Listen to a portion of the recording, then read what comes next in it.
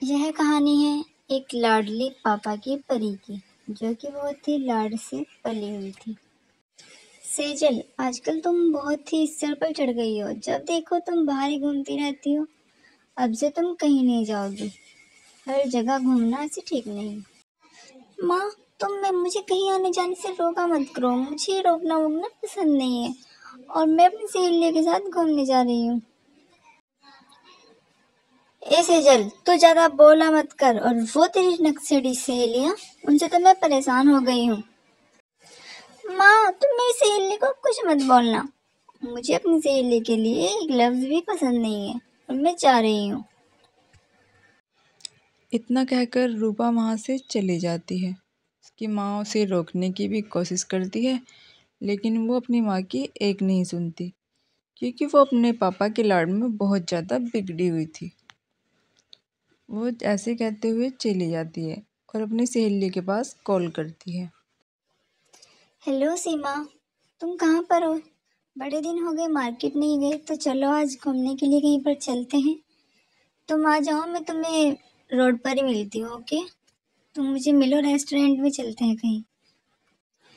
इतना कहकर वो अपनी कार में बैठकर वहां से चली जाती है। सेजल को आदत थी किसी की ना सुनने की, और इसकी यही आदत इसकी जिंदगी खराब कर देती है। सेजल अपनी माता की एक नहीं सुनती और कार लेकर बहुत तेजी से जा रही होती है। तभी रास्ते में उसे उसकी सहेलियां मिल जाती हैं। अरे सेजल, तुम कितनी देर से आई हो? हम इतनी देर से यहाँ तुम्हारा वेट कर रहे हैं। चलो जल्दी, बाहर तो बहुत ज्यादा गर्मी है, अंदर चलते हैं। इतना कहते ही वे तीनों अंदर चली जाती हैं। अंदर जाकर शेक ऑर्डर करती हैं और पीना शुरू कर देती हैं और एक दूसरे से बातें करते रहती हैं। यार रेनू, क्या बताऊँ मैं तुम्हें। मम्मी ने तो आजकल मुझे बाहर निकलना बंद ही कर दिया है। मैं तो बहुत ही परेशान हो गई इन रोज रोज के नखरों से। मम्मी मुझे बाहर जाने ही नहीं देती यार। रोज रोज की इन बातों से तो मैं परेशान हो गई हूँ। मेरा मन भी नहीं करता कि मैं घर जाऊं, लेकिन क्या करें, जाना तो पड़ेगा ही। चलो अब चलते हैं। अरे हाँ सेजल, तुम ठीक कह रही हो, ये बात तो बिल्कुल ठीक है। हम बड़े क्या हो गए, हमारे माँ बाप तो हमें सिर पर बोझ समझने लगे। जब देखो शादी शादी शादी। मैं तो इन चक्करों से परेशान हो गई हूँ। और तुम इतनी जल्दी शादी मत करा लेना, नहीं तो फंस जाओगी। इतना कहकर वो तीनों वहां से चली जाती हैं। तीनों अपने घर की तरफ आ जाती हैं। जैसे ही रेनू अपने घर पहुंचती है, घर आते ही रेनू की मम्मी रेनू के साथ भड़कना शुरू कर देती है। सेजल की मम्मी बहुत ज्यादा गुस्से में होती है और एकदम से बोलना शुरू कर देती है। सेजल, अब तुम बड़ी हो गई हो, तुम्हारा ऐसे बाहर जाना ठीक नहीं है। आज के बाद तुम कहीं नहीं जाओगी और मैंने तुम्हारे पिताजी को बोल दिया है। अब तुम्हारे पिताजी तुम्हारे लिए जल्द से जल्द रिश्ता देख लेंगे। माँ, तुम मेरे पीछे क्यों पड़ी हो? क्यों मुझे ऐसे तुम घर से निकालना चाहती हो? आखिर मैं इकलौती तो लड़की हूँ तुम्हारी, तुम मेरे साथ भी ऐसे कर रही हो। मुझे अभी शादी नहीं करनी है, प्लीज मॉम। मैं तुम्हें छोड़कर कहीं नहीं जाना चाहती। सेजल की माता ये सब सुनकर गुस्से में वहां से चली जाती है। तभी सेजल भी अपने पापा के पास जाने लगती है। जैसे ही सेजल अपने पापा के पास जाती है, उसके पापा उससे कहते हैं, सेजल बेटा, तुम्हें तो पता ही है तुम मेरी नन्ही परी हो। पर मेरी नन्ही परी अब बड़ी हो गई है। अब उसे किसी और घर जाना ही पड़ेगा। सेजल, मैंने तुम्हारे लिए एक लड़का देख लिया है। पिताजी इतनी भी क्या जल्दी है? मैंने बोला ना मैं शादी कर लूंगी। चलो ठीक है, अब तुम इतनी जिद कर रहे हो तो ठीक है, मैं लड़का देख लेती हूँ। तुम कल ही लड़के को बुला लो। अगले दिन सेजल को लड़के वाले देखने आ जाते हैं। अरे अरे, हमारी बिटिया कहाँ है? उसे तो बुलाओ। सेजल बेटा, आओ जल्दी। ये है मेरी प्यारी गुड़िया। बहुत ही होनहार और बहुत ही सुशील है।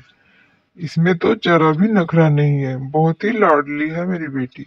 इसे मैंने बहुत ही प्यार से पाला पोसा है। मेरी बेटी का बहुत ही ध्यान रखना। राहुल की नजरें बिल्कुल सेजल से हट ही नहीं रही थी। राहुल एक सांस सेजल को देखे ही जा रहा था।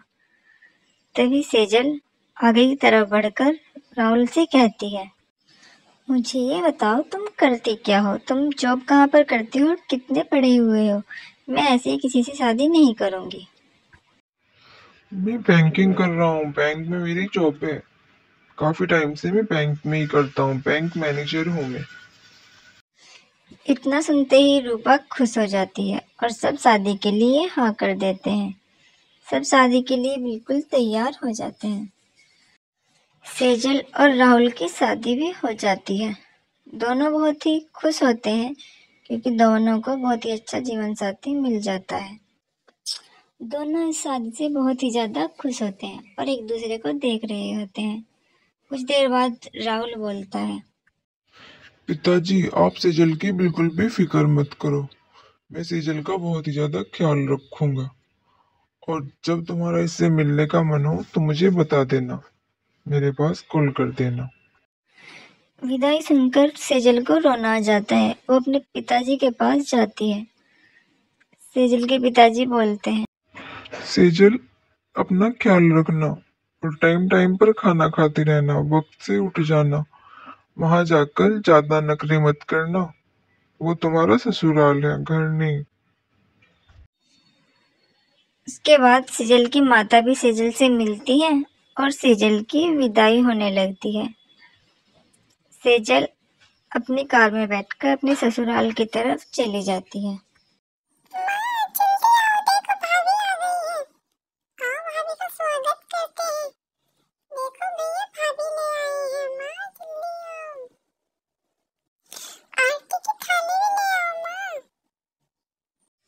अरे कोई बात नहीं, ये सब शगुन बाद में होते रहेंगे। मेरी बहू थक गई है, पहले मेरी बहू आराम करेगी, उसके बाद ये सब कुछ कर लेगी। जाओ बेटा, तुम अपने रूम में जाओ और आराम करो। इतना सुनकर रूपा आराम करने के लिए अपने रूम की तरफ चली जाती है। रूपा बहुत ज्यादा थकी होती है, इसलिए रूपा जल्दी जल्दी अपने रूम की तरफ चली जाती है। रूपा की सास रूपा से बहुत ही ज्यादा लगाव रखती है और उससे बहुत ज्यादा प्यार करती है। उधर रूपा की नंद देख देख कर जल रही होती है। रूपा बहुत ही ज्यादा थकी होती है, जल्दी जल्दी अपने कमरे में जाकर एकदम से वो सो जाती है। तभी वहां पर राहुल आता है और रूपा को सोई हुई देखकर बिल्कुल हैरान हो जाता है। अरे रूपा, तुम इतनी जल्दी सो गई हो? तुमने तो मेरा वेट भी नहीं किया और इतनी गहरी नींद सो रही हो। तुम भी रूपा, चलो कोई नहीं, सो जाओ। मैं तुमसे सुबह बात कर लेता हूँ। रूपा सुबह 5 बजे उठ जाती है। उठते ही रूपा नहाने के लिए अपने रूम से बाहर चली जाती है। रूपा बहुत ही समझदार है। रूपा कपड़े चेंज करने के बाद किचन की तरफ चली जाती है। तभी वहां पर उसकी सासू माँ आती है और रूपा को देखकर बहुत खुश हो जाती है और बोलती है, सेजल, आज ही काम करने की क्या जरूरत थी? तुम रहने दो, ये सब मैं कर लूंगी। तुम तो कल ही आई हो। कोई बात नहीं मम्मी जी, ये सब मैं कर लेती हूँ। घर पे ही मैं ही बनाती थी, ये सब मैं कर लूंगी, आप टेंशन मत लो। आप जाओ, डाइनिंग टेबल पर बैठे हो, मैं वहीं पर नाश्ता लेकर आ रही हूँ। तभी डाइनिंग पर सब नाश्ता करने लगते हैं। नाश्ता करते करते जैसे ही सबने नाश्ता कर लिया, राहुल ऑफिस के लिए निकल जाता है। राहुल भी हंसी खुशी अपने ऑफिस के लिए चला जाता है। अब ये कहानी यहीं समाप्त होती है। इसका दूसरा पार्ट देखने के